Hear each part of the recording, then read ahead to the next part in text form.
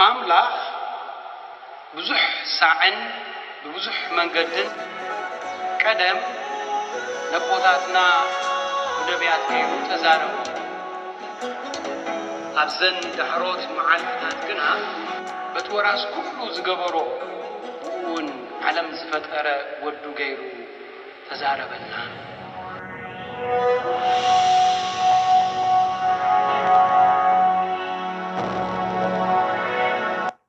ناي علوتو أبناي لاتين قداس يزن بام نبابات قال أملاخ قداماي نباب كاب قبرها هواريات معراف كلته كافقدي 36 كافقدي 40 كلتن مبارسي أملاخ نزي نسخاتكم سقالكمو إيسوس ناو ويتان مساحين كم زقبرو بزلا بيت إسرائيل برقز تفلت شعو زم السمعو لبوم توقمو نبيتروس النتوم كالوت هوارياتن أتو محواتنا انتاي نقبر بلوم بيتروس كا كم زبلوم تنسحو حدقات حاتيات من تختروه بخا نفس وكف بسم يسوس كريستوس يتأمى እግዚአብሔር ዝሁቦ መንፈስ ቅዱስ ካ ክትቀበሉ ኢኹም ምኽንያቱ እቲ ተስፋ ንኣኻትኩምን ንደቅኹምን እቶም እግዚአብሔር ኣምላኽና ክጽውዖም ዘለዎ ኣብ ርሑቕ ዘለዉ እውን እዩ ብኻልእ ብዙሕ ቃላት እውን ኣጸቢቑ መስከረሎም ካብዚ ቄናን ወለዶ እዚ ድሓኑ እናበለ እውን መዓዶም እቶም ሽዑ ነቲ ቃሉ ዝተቐበሉ ተጠምቁ በታ መዓልቲ እትያ ድማ 3,000 ዝኣኽሉ ኣመንቲ ተወሰኽዎም ንሳቶም ከዓ ብትምህርቲ ሃዋርያትን ሓቢሮም ብምንባርን ብምቁራስን ጌራን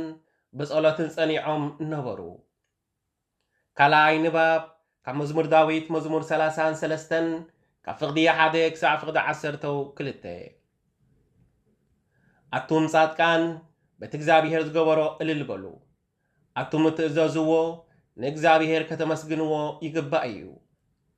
ንእግዚአብሔር መሰንቆ ኣመስግንዎ 10 ኣውታር ብዘለዎ በገና ዘምሩሉ ሓድሽ መዝሙር ዘምሩሉ ኣጸቢቕኩም ቃንዩሉ እልል በሉሉ ቃል እግዚአብሔር ኩሉ ሓቂ እዩ ተግባሩ ኩሉ እውን እሙን እዩ እግዚአብሔር ጽድቅን ፍርሕን ይፈቱ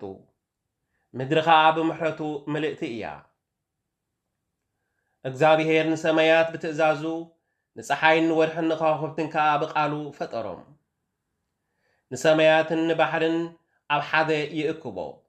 ንመዓሙቕ ባሕሪ ኣብ መዛገብቲ ይዓጽዎ ምድሪ ብምልእታ ንእግዚአብሔር ተምልኮ ኣብ ዓለም ዝነብሩ ኩሎም ህዝቢ እግዚአብሔር የኽብርዎ ንሱ ምስ ተዛረበ ዓለም ተፈጥረ ንሱ ምስ ኣዘዘ ኩሉ ህልው ኾነ እግዚአብሔር ንምኽሪ ኣሕዛብ ኮንቱ ይገብሮ ሓሳባት ህዝብታት የጥፍኦ ምኽሪ እግዚአብሔር ግን ንዘለዓለም ይነብር ሓሳባት እውን ንውልድ ወለዶ ይቐውም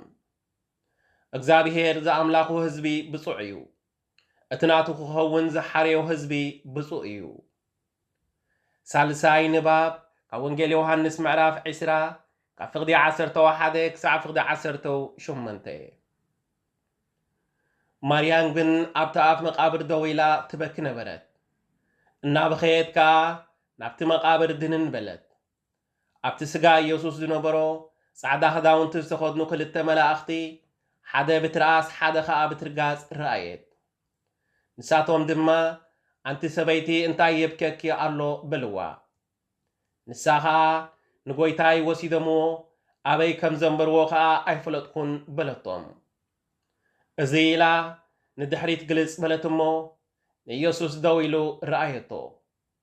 ኢየሱስ ከም ዝኾነ ግን ኣይፈለጠትን ኢየሱስ ከዓ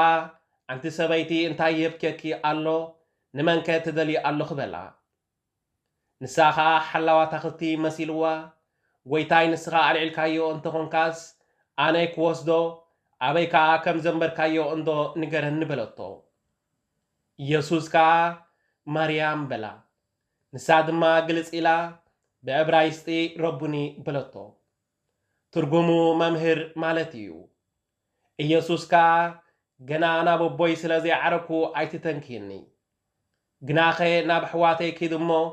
ናብ ኣቦይን ናብ ኣቦኹምን ናብ ኣምላኸይን ኣምላኽኩምን ኣዓርጋ ኣለኹ በልዮም በላ ማርያም መግደላዊት ንጎይታ ከም ዝረአየቶን እዚ እውን ከም ዝበላን ከይዳ ነቶም ደቂ መዛሙርቱ ነገረቶም። እዚ ቃል እግዚአብሔር አምላኽ እዩ። ቃል እግዚአብሔር አምላኽ ዝተመስገነ ይሁን።